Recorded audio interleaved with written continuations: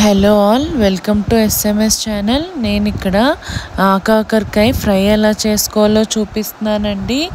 ఆకాకరకాయకి కావాల్సిన ఇంగ్రీడియంట్స్: ఆకాకరకాయలు, ఉప్పు, పసుపు, కారం, జీరా పౌడర్, ఆనియన్స్, ఇంకా రెడ్ చిల్లీ, ఆవాలు, జీలకర్ర, కరివేపాకు, కొత్తిమీర అండి. నేను ఇక్కడ వీడియోలో చూపిస్తున్నాను కదండి, ఈ విధంగా వాష్ చేసుకొని ప్లేట్లోకి తీసేసుకోవాలండి. నేను ఇక్కడ ఈ షేప్లో కట్ చేసుకుంటున్నానండి. మనం ఏ షేప్ కావాలంటే ఆ షేప్లో మనం పీసెస్ కట్ చేసుకోవచ్చండి. నేనైతే చిన్న పీసెస్ కట్ చేసుకుంటున్నాను. ముందుగా స్టవ్ ఆన్ చేసుకొని కళాయి పెట్టుకొని ఆయిల్ యాడ్ చేసుకోవాలండి.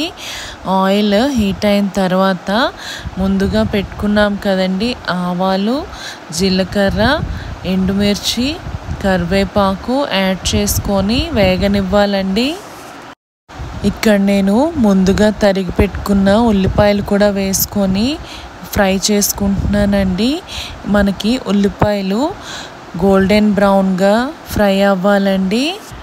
ఇప్పుడు నేను దీంట్లో సాల్ట్, పసుపు, కారం, జీరా పౌడర్ కూడా యాడ్ చేసుకొని ఫ్రై చేసుకుంటున్నానండి. ఆనియన్స్ మనకి గోల్డెన్ బ్రౌన్గా ఫ్రై అయిపోయాయి కదండి. ఇప్పుడు నేను ఆకాకరకాయ ముక్కలు కూడా యాడ్ చేసుకొని ఒకసారి బాగా కలుపుకొని ఫ్రై అవ్వనివ్వాలండి. ఇక్కడ మనకి ఆకాకరకాయ ఫ్రై అయింది కదండి కొంచెం. ఇప్పుడు నేను ఇందులో వెల్లుల్లిపాయలు కూడా యాడ్ చేసుకుంటున్నానండి. ఇక్కడ ఆకాకరకాయ ఆల్మోస్ట్ కుక్ అయిపోయిందండి. చూడండి మనకి ఎంత బాగా మనకి కర్రీ అనేది రెడీ అయిపోయిందండి. ఇక్కడ నేను కొత్తిమీర వేసుకొని ఒకసారి బాగా కలిపి సర్వింగ్ బౌల్లోకి తీసేసుకుంటానండి. చూడండి, ఆకాకరకాయ ఫ్రై అనేది రెడీ అయిపోయింది. నేను ఇప్పుడు ఒక బౌల్లోకి సర్వ్ చేసేసుకుంటున్నానండి. అసలు కర్రీ అయితే చాలా టేస్టీగా వచ్చిందండి.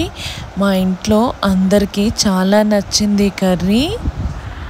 మీరు కూడా ఈ రెసిపీని ట్రై చేసి నాకు ఎలా వచ్చిందో కామెంట్ సెక్షన్లో చెప్పండి.